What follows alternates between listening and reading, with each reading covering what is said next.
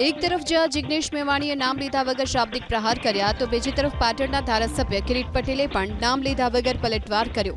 નામ લીધા વગર કિરીટ પટેલે પલટવાર કર્યું કે ઘણા લોકોને મીડિયામાં બફાટ કરવાની ટેવ છે.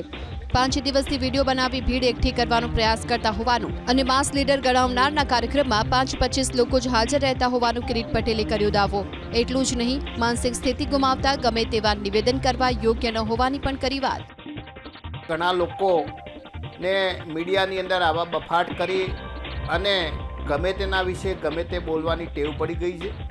અગાઉ પણ મેં કહ્યું હતું કે આવું ગમે તેના વિશે બોલવું એ યોગ્ય નથી અને 5 દિવસથી સોશિયલ મીડિયાથી પોતાનો વિડીયો જાહેર કરી અને એવું કહેવા માગતા હતા કે હું આવું છું પાટણની અંદર, તમે બધા હજારોની સંખ્યાની અંદર હાજર રહેજો. પરંતુ માત્ર 5 કે 25 જે લાગતા વળગતા લોકો હતા એવા લોકો હાજર રહ્યા હોય અને પોતાની જાતને જે લોકો માસ લીડર ગણાવે છે એમના કાર્યક્રમની અંદર 5-25 લોકો હાજર હોય એટલે આવા લોકો એ માનસિક ઘણીવાર હતાશ થઈ જતા હોય છે.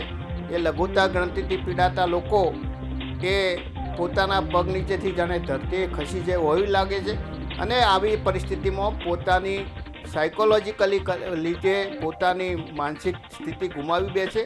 એટલે ગમે તેવા નિવેદનો કરે યોગ્ય નથી.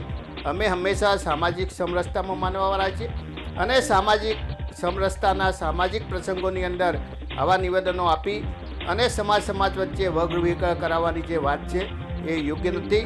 આવા લોકો આવા ખોટા નિવેદનો કરી અને કોંગ્રેસ પાર્ટીને નુકસાન કરી રહ્યા છે. તો પાટણ અનુસૂચિત જાતિ મોરચાના પૂર્વ પ્રમુખ હસમુખ સક્સેનાએ પણ નામ લીધા વગર જોરદાર કર્યા પ્રહાર. પોતાને રાષ્ટ્રીય નેતા સમજવાવાળા નેતા પાટણમાં રાજનીતિ કરતા હોવાનું અને માનસિક સંતુલન ગુમાવ્યા હોવાનો લગાવ્યો આરોપ. રાજકીય રોટલા શેકવાનો પ્રયાસ કરી પાટીદાર અને દલિત સમાજ વચ્ચે ભાગલા પાડવાનો પ્રયાસ કરતા હોવાનું હસમુખ સક્સેનાએ આરોપ લગાવી માફીની કરી માંગ.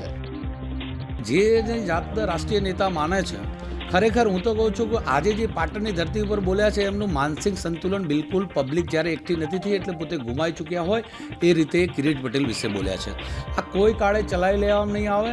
આમના જે આ રોટલા શેકવાની વાત હતી એકચ્યુઅલી સમાજ વચ્ચે આજે પાટીદાર સમાજના દલિત સમાજ વચ્ચે ભાગલા કેમ પડે અને કોંગ્રેસ પાર્ટીને નુકસાન કેમ પડે એ પાટણની ધરતી ઉપર કામ કર્યું છે. એટલે મવડી મંડળને પણ આવી વાત ચલાવી ના લેવી પડે અને જાહેરમાં એક્શન લેવી જોઈએ.